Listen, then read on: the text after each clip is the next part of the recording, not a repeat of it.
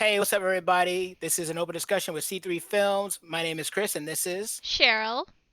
And today we're going to be talking about Rogue One, a Star Wars story. So, if you haven't seen it, spoiler alert, we are going deep into the lore and talking about potential spoilers for other Star Wars movies, too. So, generally, if you haven't seen Star Wars movies, don't watch this right now. Go watch the entire back catalog of films and television shows, and then come back and watch this.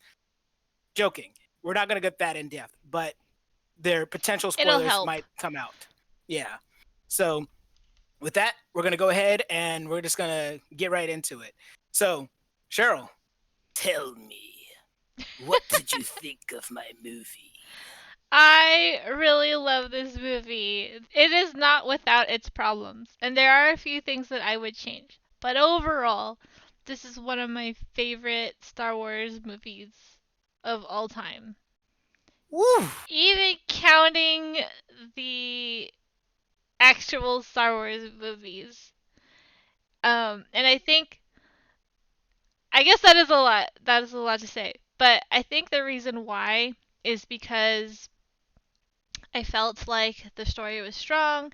I love how it gave us the a piece of I guess it is the first one-off story, I think.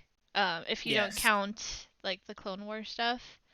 Mm-hmm. Um and I think because it was the first one-off, it did almost it did if you remember me talking about it when we were doing our show for Force Awakens, Mm-hmm. it brought something that we were expecting and it delivered in the way Yes. that episode 1 brought what we wanted and delivered, but Rogue One delivered more. Force Awakens didn't deliver anything, so we're just gonna watch that episode. So but Right? but yeah, I think that's why I loved it so much, just because that delivery, the connection to the main story, and just having all like it just brings everything back. True. And one of the things about this movie is that it might be the first Star Wars movie um that does not feature a Jedi in the film. Yes, you do have Vader, but there are no Jedi in the movie. And when you think about it, it's interesting because of the fact that the only color lightsaber you see in this film belongs to a villain. You only see red. And I think that's one of those things that shows that you can make good Star Wars content not based around Jedi. And I love Jedi. I got my lightsaber sitting back here. But like it shows that you can make good storytelling just in this universe because it's the universe of Star Wars as a whole that is so fun and interesting that you want to be a part of. And I stand by the fact that it is hard to make a movie like this if there isn't a sequel already in place. So, much like Revenge of the Sith, I love that movie because it ends on a downer. It ends with the villains winning. The government is overthrown and Palpatine is victorious. He has achieved what he wanted and he turned the most powerful Jedi to the dark side. And that's the end of the movie. Done. And Rogue One is like that too. It is a movie that ends on a dour note. And the thing about it is that it works to the movie's favor and credit because it means that you can do whatever you want. Now, all of a sudden, all these people who you normally wouldn't feel like were in any danger are all in danger because you know the result. You know, at the end of Revenge of the Sith, the Jedi got to die. So now every time you meet a new Jedi, you're like, oh no, I like you. I don't want want anything to happen to you. Anakin, you're a good guy. I don't want you to turn evil. You guys are the guys that stole the Death Star plans. I don't want you to die. And it adds more to the film because now all of a sudden you can kill off all these characters and it's and it's heartbreaking, but you can get away with things because of the fact that there is another movie after this. So it means that you can actually just go all out on this movie and just make it as depressing as you want. Mhm. I mean, it's not really just making it depressing. but it's also just like, even though it ends on a down note, they were still victorious. There was a They were victory successful. there. And the other thing that, just going off of the whole thing about there not being any Jedi in the movie, just kind of tells us like there's this universe and this world, and Jedi are not the only heroes. Yep.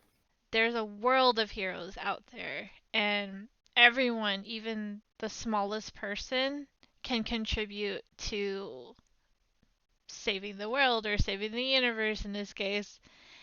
And I think Right. that kind of, is a cool thing to say to like people in general. It's just like anyone can be important if you do things. If you do big things, you can be important. Right. And there's little, and it's shown to such like great effect by the end of the film. And the big, like, one of my biggest issues with The Force Awakens is that they did not feel like a team of people that were able to work together and that had different skills that they could use to enhance the other person. But this is almost like a video game way these characters come together. It's like they get these six people, this party that they collect just haphazardly, and they all have different skills and they all cover one another. When they go to Adao or Edau, I forget how to say it. When they I go to guess that it's planet, Ito, Edo, where Jin's father's at. yeah, when they go there and you have Jen on the platform and then you have everybody else kind of covering her while they're there. You have the pilot doing his thing, like already ready to take off with the ship and taking out people that are coming. And then when they actually go to Scarif, it's the same thing. Everybody has something to bring to the team.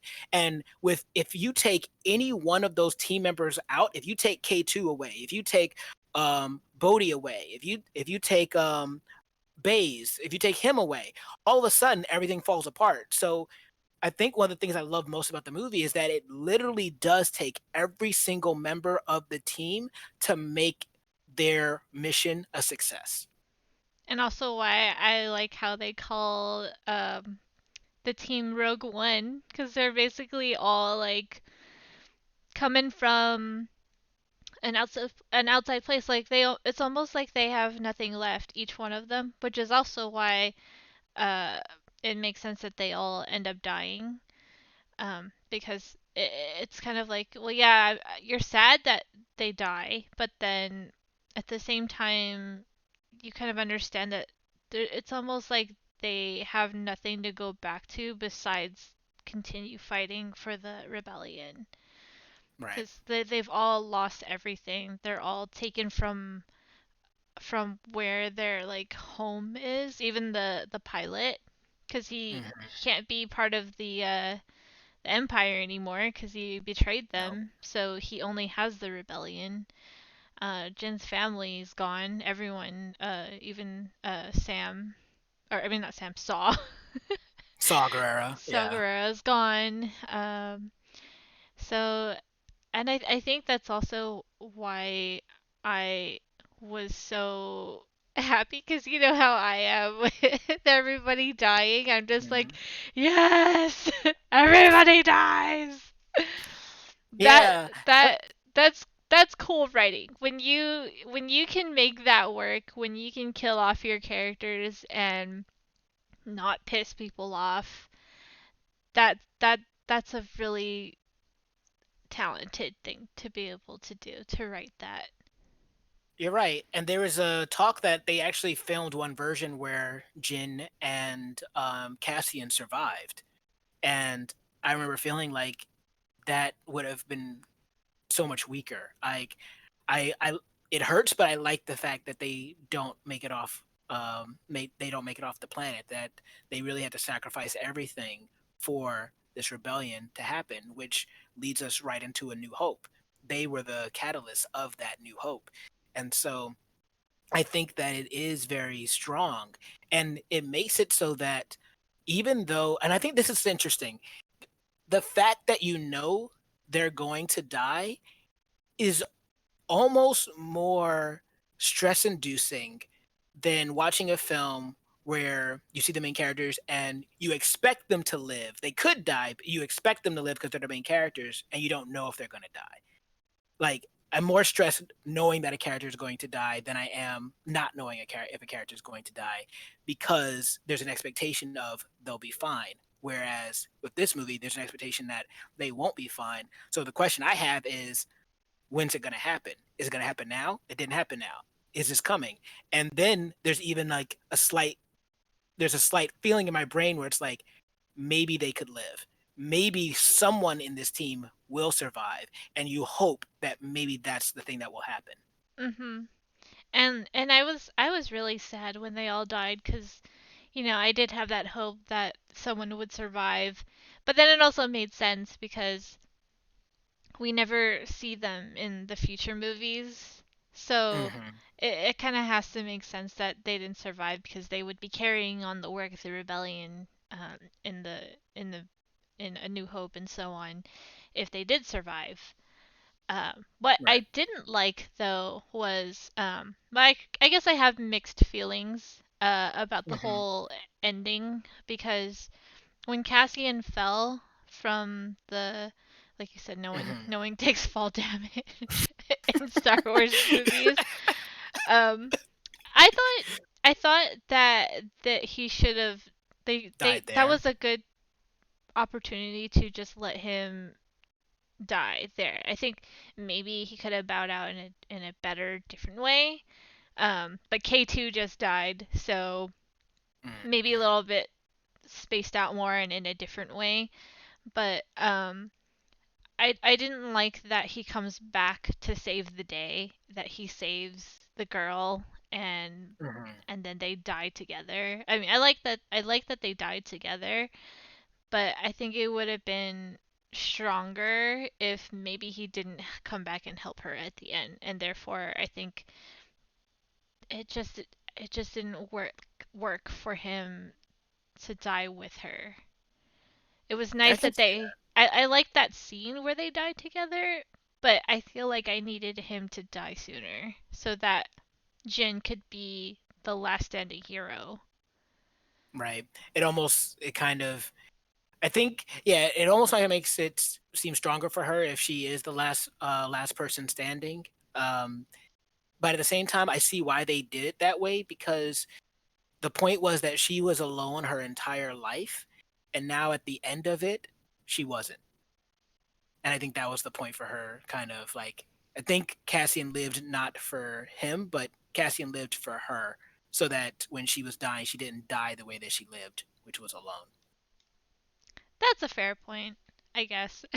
But like I said, I had I mixed agree feelings with you though. about it because I did like that they got to die together and that was just such a powerful scene of them just hugging it out Mm-hmm. until the end Yep.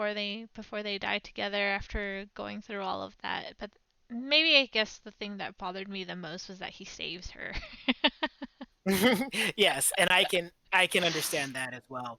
Um, I want to talk about real quick. Can we talk about how gorgeous this movie looks? Yes, it Like, was so beautiful. I think aesthetically, this is one of my favorite Star Wars films, just from like a cinematography point of view. I think you'd be hard pressed to find a prettier looking Star Wars film than this. It is gorgeous. Yeah, like surprisingly, even I think Force Awakens and the sequels, I don't Hmm. think that they even look as good as Rogue One. Like Rogue One is just everything is just so rich and like did they shoot it on film or something? Is that why I it looks so good? Um maybe I don't know. I didn't look it up. but yeah, like even like the opening shot, I do have to say I was expecting the whole Star Wars crawl and everything. I forgot too. But Yeah. right, but it's not one of the episodes, I guess. Mm, So it's not. I guess it doesn't have to be there, but and then I was really thrown off because the first two notes were the same notes as like the Star Wars theme, but then it Hmm. kind of goes off. into like other notes, and like that's the Yep. Rogue One theme. And it like Mhm. kind of threw me off at the first time I heard it, but then the more that they used that music throughout the film, I was like, okay, I get it. This is their theme. This is their jive. I like it now. It's good for me. It works for me because it's close to like a Star Wars sounding song, but Yeah. it's not Star Wars because it's a one off. So Mhm. I can accept it for what it is. Yeah, no, I like that. I wrote that down too, that this movie didn't have an opening crawl or even like the traditional Star Wars theme, but it makes sense when you think about what this movie is, and they want to separate it from the traditional episodes, and it works. It is an in between story. It's an in between story between the Revenge of the Sith and A New Hope. So I really did like it a lot, and I want to say that one of the things that did bother me as a fan that came from the Clone Wars and Star Wars Rebels, and I hadn't seen Rebels at the time, so let me just say Clone Wars. When it came to the character of Saw Gerrera, like I love Gerrera as a character, and I love that this movie kind of delves into the seedier side of the Resistance. Like in A New Hope, the Resistance is played, or the Rebellion is played as a group of people that are genuinely good people, and they're on the right side of everything, and they can do no wrong. They are the heroes, traditional good versus evil. But I like the fact that Rogue One delves into kind of the whole gray area of what it really takes to win a war. And Cassian being a part of that, and Guerrera being a part of that, and using their guerrera warfare is really, really awesome. You didn't just do that. Funny So, though. but No, go ahead. Go. Ahead.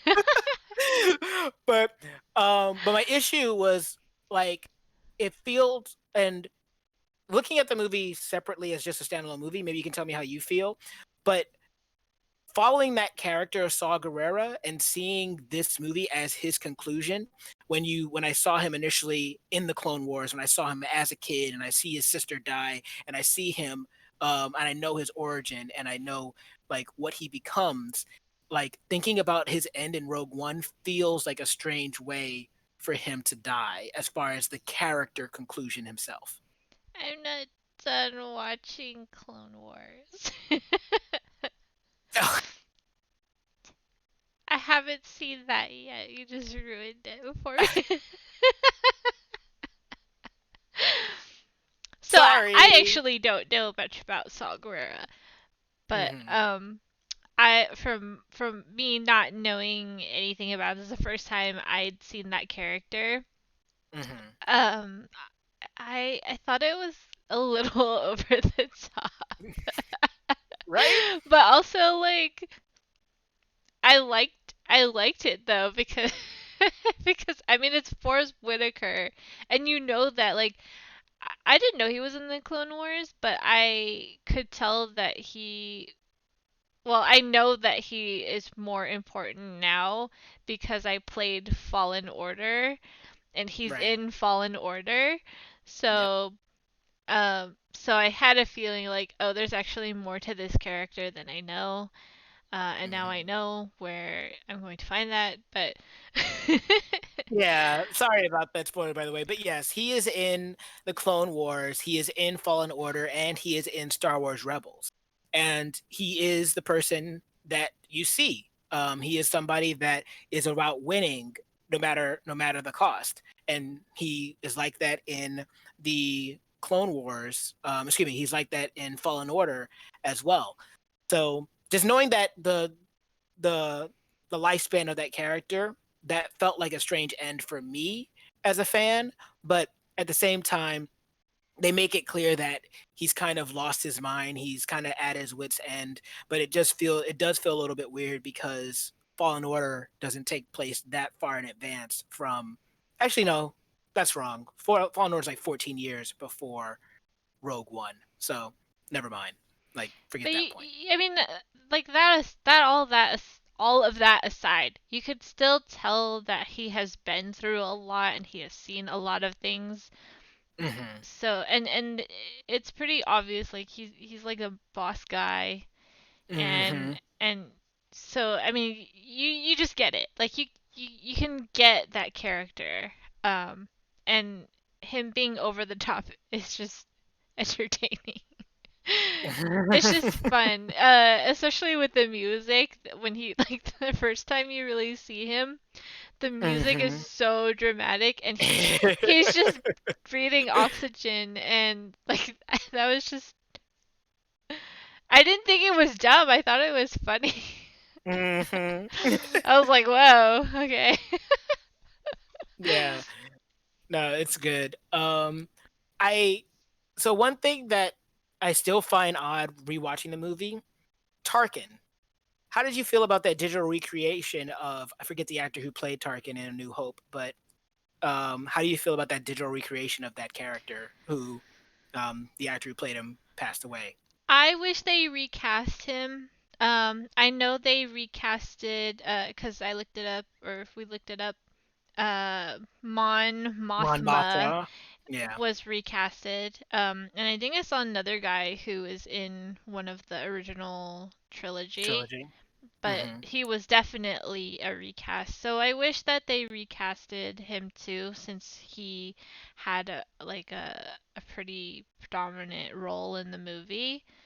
Yeah, Um, but like the CGI faces are just really bad, and yeah, for Princess Leia, I don't think they needed to do it at all. Like you know what she looks like from yeah. behind. I would like how great and powerful would it have been if she never turns around? Hmm. Like she didn't need to turn around, and like that itself would have been like, because I remember when I watched it when I first saw her before she turned around, I was like geeking out. I was like, oh my Yeah, god, same it's here. I Princess was like, oh Leia. shit, that's Leia! Oh my And then she turns around, and then you see her like terrible CGI face, and then you just get pulled out of it. So I I think they shouldn't do it. I know they did it in other Yeah, places and too, other but stuff. Yeah. I think they should stop doing stop doing. Probably. I think that deep fakes are probably the way of the future when it comes to Hollywood recreating dead actors. But um, it always, whenever it's been done, not just in Star Wars, but in other things too, it always feels a little jarring and Mhm. very uncanny valley. Yeah, I mean, I know that like some characters are super iconic. Like Hmm. it would be really hard to recast Princess Leia if but if Yeah. you like really had to, I think the people would understand. Hmm. Like it's almost like when you are doing like Selena for on Netflix, they casted an actress to play some a celebrity that Yeah. is no longer with us. So, but we get it because we know that's who it's supposed to be. And so I think as an audience, we understand that we can't have that person anymore, and so we just have to have a recast. But we know who it Right. is based off of their other iconic appearances. So So, yes, you're arguing that it's less important to have them look like the person and more important just to have the character in a way that doesn't take the people out of the story. exactly. Yeah. No, no, I think I can agree with you there. No, so yeah, because it took me out every time I saw Tarkin, and I was like, I get it. I know why you're here. You were super important in A New Hope, and you should be alive, and you would be like over this, but every time I see you, you're the one part of this movie that's kind of like a blemish for me. Mhm. I think the other thing that I would have maybe enjoyed, because I know we're gonna talk about this a lot, so I'm just gonna bring it up now. I wish that the the first and only time that we see Darth Vader is that last scene. Oh yeah, you don't want to see him when Krennic goes to talk to him. You don't want to see him there. You want that first scene, last scene. Exactly. because we already heard Tarkin say that Vader would take care of the people, so we know that Vader's in this movie, and we've heard Vader mentioned. But yeah, no, that's a good point. But we also like all the scenes that Vader is in. It doesn't need to be him. It could be someone else. It could be Tarkin. It could be rewritten or even omitted, I think. Um, True. but like I just think having that last scene for Vader being the first and only would be like it's just so like I want to talk about other stuff but I don't want to spoil other Star Wars stuff in I case know. people hear, but I think you know what I'm talking about. Oh, the point is Vader is scary. Yeah. That's the point. I get it. And it When you being see like Vader, you want to run. and it's almost like a surprise when you first see him. Like how cool would it be like when it's like dark and they all turn around and you don't like Mm, see anything, but but you you hear the hear the voice. breathing and then you see that lightsaber come out. That's like, ooh, I'm gonna be Chill. like fangirl geeking out over here just seeing. Not that I didn't already, but I think having seen him already in the movie, It waters it down. it does. So it takes the power away a little bit from that. So No, you're 100% right, because like the thing about Star Wars universe is that when you see A New Hope and onward, like that original trilogy, there's certain things that don't seem that scary because of the place that we're seeing them in or what are around. But like this movie and like other media for Star Wars can show you how scary these things can be. Like Vader is scary. Even if you are a Jedi, Vader is scary. And so for regular people, Vader's got to be like the boogeyman. And I like that idea for him. And even something simple as a walker or an AT-AT, like if you are on the ground and you don't have air support and this thing is coming at you, it is terrifying. And like I think that that's another thing Rogue One did very well, is that when these things are walking at you, shooting at you, it is horrifying. It is like, am I going to die today? And I so like, and yeah, I think I agree. Where if they had just saved him, if they held back just a little bit, it could have made that scene not only still amazing and like cool, but also extra scary, because this is like you can do nothing.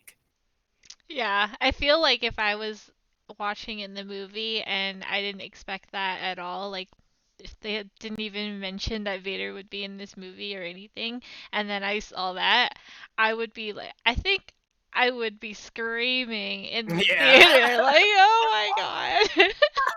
I would have been.